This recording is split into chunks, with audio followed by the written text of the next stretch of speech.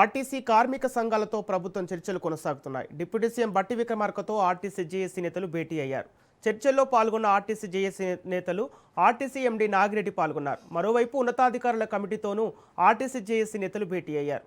RTC కార్మికుల 32 డిమాండ్స్పై సమావేశంలో చర్చ జరిగింది. శంకర్ గౌడ్ కుటుంబానికి న్యాయం చేయాలని జేఏసీ నేతలు కోరారు. ఇది ఏమైనా బయట ఇది ఏమైనా లోపల అనుకుంటున్నా బయట కదా ఇది వీడియో తీస్తున్నావు.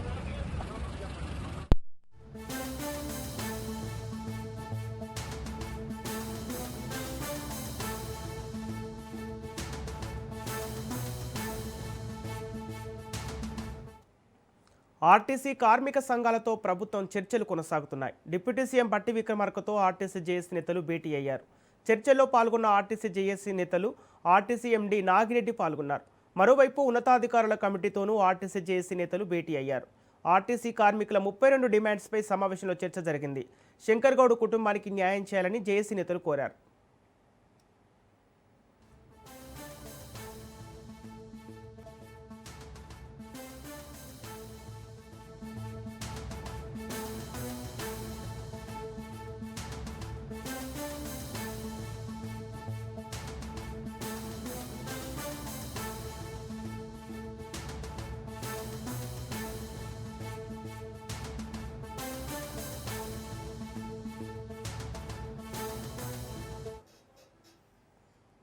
ఇక ఇదే అంశానికి సంబంధించి పూర్తి డీటెయిల్స్ మా ప్రతినిధి సునీల్ లైవ్ ద్వారా అందిస్తారు. సునీల్, ఆర్టీసీ కార్మిక సంఘాలతో ప్రభుత్వం చర్చలు కొనసాగుతున్నట్టు తెలుస్తుంది. అప్డేట్స్ ఎలా ఉన్నాయి?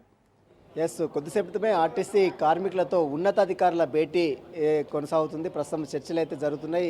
ఉన్నతాధికారులతో చర్చలు కంప్లీట్ అయిన తర్వాత ఉప ముఖ్యమంత్రి మల్లు బట్టి విక్రమార్కతో పాటు మంత్రి పొన్నం ప్రభాకర్తో కూడా ఆర్టీసీ కార్మికులు మరోవైపు ఉన్నతాధికారులు వెళ్ళి సంప్రదింపులు జరిపి చర్చలు జరిపే అవకాశం. సాయంత్రం వరకు ఈ చర్చలు అనేది కొనసాగుతాయి. ఎందుకంటే ఒకటి కాదు రెండు కాదు ఏకంగా మొత్తం 32 డిమాండ్స్ని పరిష్కరించాలని డిమాండ్ చేస్తూ గత 3 రోజుల నుంచి ఆర్టీసీ కార్మికులు సమ్మె చేస్తున్నారు. ఇందులో భాగంగానే నిన్న తెలంగాణ రాష్ట్ర వ్యాప్తంగా కూడా కొన్ని చోట్ల అటు ఆర్టీసీ కార్మికులు కొంచెం ఆత్మహత్యానికి పాల్పడ్డారు. నిన్న నర్సంపేట డ్రైవర్ డిపోకు చెందినటువంటి శంకర్ ఆత్మహత్యానికి పాల్పడ్డారు. ఆ తర్వాత అతను హైదరాబాద్ తరలిస్తున్న నేపథ్యంలో చనిపోయినటువంటి దృశ్యాలు కూడా మనం చూసాం. కాబట్టి ఆర్టీసీ కార్మికులు పెద్ద ఎత్తున ఆగ్రహజ్వాలతో ఉన్నారు. తమ న్యాయమైనటువంటి సమస్యలు పరిష్కరించేంత వరకు సమ్మె యథావిధిగా కొనసాగిస్తాము, లేకపోతే మాత్రము సమ్మె మాత్రము ఇంకా ఉధృతం చేస్తామంటూ కూడా ఇప్పటికే ప్రభుత్వానికి ఆర్టీసీ కార్మికులు అల్టిమేటం జారీ చేయడం జరిగింది.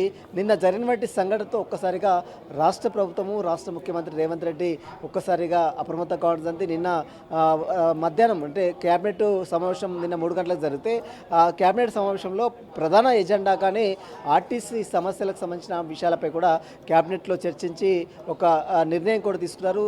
క్యాబినెట్ జరుగుతుండగానే మధ్య నుంచి అటు మంత్రులు పొన్నం ప్రభాకరు, అదేవిధంగా శ్రీధర్ బాబు, కోమటిరెడ్డి వెంకటరెడ్డి, దామోదర్ రాజనరసింహ వచ్చి మీడియాతో మాట్లాడారు. రేపు ఉదయం 10 గంటలకు ఉప ముఖ్యమంత్రి మల్లు బట్టి విక్రమార్క ఆధ్వర్యంలో కమిటీతో చర్చలు జరుపుతాం, జేఏసీ నేతలతో సామస్య చర్చలు జరుపుతామంటూ కూడా నిన్న కమిటీ అటు మంత్రులు కూడా మీడియాతో మాట్లాడారు. అయితే 32 సమస్యల్లో ప్రధానమైనటువంటి సమస్యలు 3 సమస్యలు అయితే ప్రభుత్వంలో ఆర్టీసీ కార్మికులను విలీనం చేయాలనేది ప్రధానమైనటువంటి డిమాండ్. ఎందుకంటే గత ప్రభుత్వమే విలీన ప్రక్రియ కొంత స్టార్ట్ చేసింది, అయినప్పుడు కూడా కొంత అనివార్య కారణాల వల్ల అది జాప్యమైంది. కాబట్టి ఇప్పుడు కాంగ్రెస్ ప్రభుత్వం ఎన్నికల మేనిఫెస్టోలో కూడా పెట్టింది. ఎందుకంటే తమ ప్రభుత్వం ఏర్పడితే వెంటనే ఆర్టీసీ కార్మికులను ప్రభుత్వంలో విలీనం చేస్తామంటూ కూడా కాంగ్రెస్ ప్రభుత్వం అధికారం రాకముందు అప్పుడు ప్రతిపక్షంగా ఉన్నటువంటి సమయంలో, అప్పుడు బీఆర్ఎస్ అధికారంలో ఉన్నటువంటి సమయంలో ప్రధాన ప్రతిపక్షంగా ఉన్నటువంటి కాంగ్రెస్ హామీ ఇవ్వడం జరిగింది. అయితే 2.5 ఏళ్ళు అవుతుంది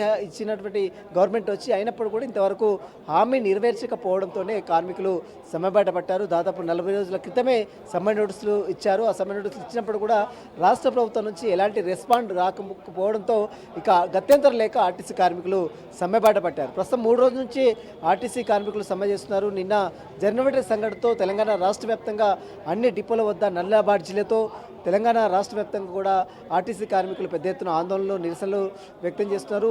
ఇక నిన్న జరిగినటువంటి నర్సంపేట డ్రైవర్ శంకర్ మృతికి సంబంధించిన దానిపై కూడా ఇప్పటికే ముఖ్యమంత్రి రేవంత్ రెడ్డి దిగ్భ్రాంతి వ్యక్తం చేశారు. రాష్ట్ర ప్రభుత్వము ఇలాంటి సంఘటనలకు పై కూడా విచారం వ్యక్తం చేస్తుంది. ఇలాంటి సంఘటనలు జరగకుండా ఖచ్చితంగా ఆర్టీసీ సమస్యలు స్పందించే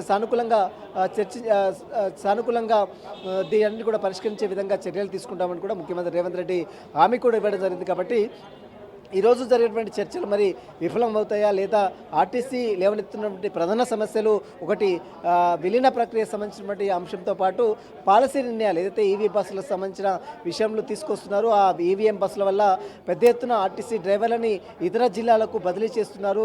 చాలామందిని ఉద్యోగాలను తీసేసే ప్రక్రియ జరుగుతుంది. కాబట్టి దీనిని వ్యతిరేకంగా ఆర్టీసీ కార్మికులు కూడా పెద్ద ఎత్తున డిమాండ్ చేస్తున్నారు. కాబట్టి ఈ సంబంధించినటువంటి పాలసీ డిసిజన్ సంబంధించిన విషయంలో అటు ప్రభుత్వం ఏ రకంగా రెస్పాండ్ అవుతుంది అనేది కూడా చూడాల్సి చెప్పవచ్చు.